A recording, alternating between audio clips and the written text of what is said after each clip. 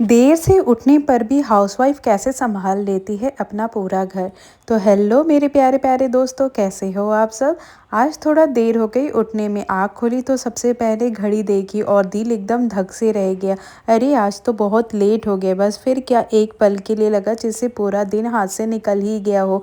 मन में जल्दी जल्दी हिसाब चलने लगे, नाश्ता, बच्चों का, घर की सफाई, खाना, सब कुछ तो बाकी है।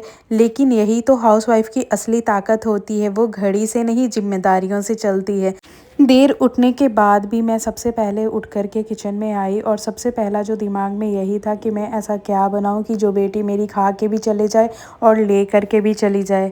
तो झटपट से मैंने उसके पसंद का नाश्ता बनाया, जो कि उसका फेवरेट चीला था, जो कि बहुत ही जल्दी बन जाता है। और साथ ही साथ बनाते बनाते मैं ये भी प्लानिंग कर रही थी कि सारा काम टाइम पर कैसे ख़त्म होगा।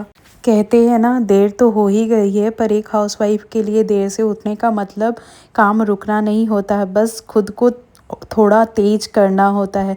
मैंने खुद से कहा घबराना नहीं है, आज भी सब समय पर हो जाएगा। और सच बताऊं, हाउसवाइफ कभी सिर्फ काम नहीं करती, वो समय को मैनेज करती है। रसोई में खड़े खड़े ही मैंने सोचा, पहले नाश्ता, फिर उसके बाद साफ़ सफाई, उसके बाद नहा करके पूजा पाठ, यहाँ पे साथ में बैठ करके फिर मैंने एक साथ बेटे के साथ एंजॉय किया अपना सुबह का ब्रेकफास्ट। साथ में पतिदेव को भी टिफ़िन पैक करके दी और उसके बाद मेरे घर का सारा काम भी ख़त्म किया।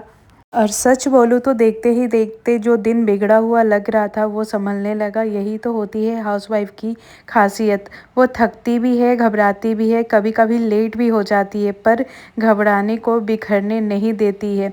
क्योंकि उसके लिए घर सिर्फ जगह नहीं, उसकी जिम्मेदारी, उसका परिवार और उसका संसार है। और दिन के आखिरी में जब सब कुछ समय पर हो जाता है ना, तो कोई नहीं जानता कि सुबह एक पल के लिए वो कितनी घबरा गई थी, लेकिन वो मुस्कुराती है और चुपचाप यही सोचती है कि चलो आज मेरा सारा काम टाइम पर निपट गया। तो यही होती है हाउसवाइफ की पहचान। और आज का मेरा सुबह का सैटरडे रूटीन यही रहा।